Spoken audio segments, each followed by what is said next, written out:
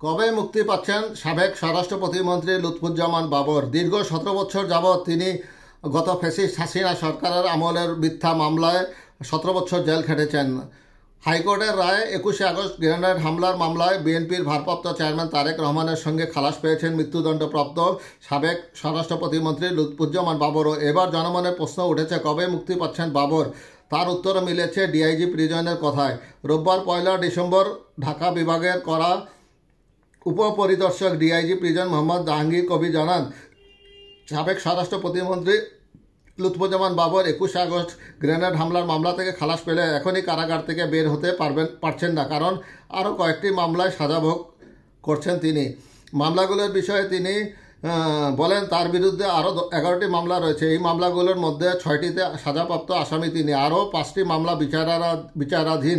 21শে August grenade হামলার মামলায় তারেক রহমান ও বাবর সহ সব আসামিকে খালাস দিয়ে রোববার 1 ডিসেম্বর রায় ঘোষণা করেছেন হাইকোর্ট।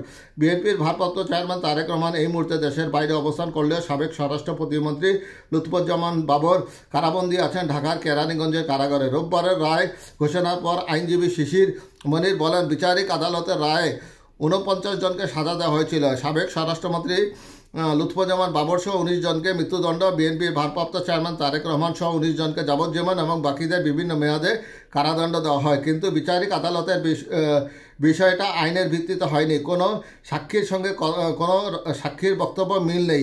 শোনা সাক্ষ্যের উপর ভিত্তি করে রায় দেওয়া হয়েছে। এই জন্য যে সাজা দেওয়া হয়েছে তাকে অবৈধ বলেছেন হাইকোর্ট।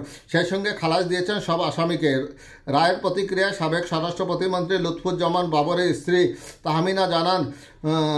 তাহমিনা জামান জানিয়েছেন, তারা ন্যায় বিচার পেয়েছেন। তিনি বলেন, আল্লাহর দিকে চেয়েছিলাম ন্যায় বিচারের জন্য, আল্লাহ ন্যায় বিচার দিয়েছে, আমাদেরকে দয়া করেছেন, আল্লাহর দরবারে শুকরিয়া আদায় করি। বাবরের ছেলে লাবিব ইবনে জামান বলেন, আলহামদুলিল্লাহ, ন্যায় বিচার চেয়েছিলাম, ন্যায় বিচার পেয়েছি। আশা করছি ইনশাল্লাহ আমার বাবাকে ফিরে পাবো। 2004 সালের 21শে আগস্ট বঙ্গবন্ধু এভিনিউ আওয়ামী লীগের সমাবেশে ভয়াবহ গ্রেনেড হামলাটি চালানো হয়। অল্পের জন্য ওই হামলা থেকে প্রাণে বেঁচে যান আওয়ামী লীগ সভাপতি ও তৎকালীন বিরোধী দলীয় নেত্রী শেখ হাসিনা। তবে হামলায় আওয়ামী লীগের মহিলা বিষয়ক সম্পাদক সাবেক রাষ্ট্রপতি জিল্লুর রহমানের স্ত্রী আইবি রহমান সহ 24 জন নিহত হন। আহত হন দলের 3 শতাধিক নেতাকর্মী। ঘটনার পরদিন মতিঝিল থানায় হত্যা ও বিস্ফোরক দ্রব্য মামলায় 2টি মামলা করা হয়েছিল।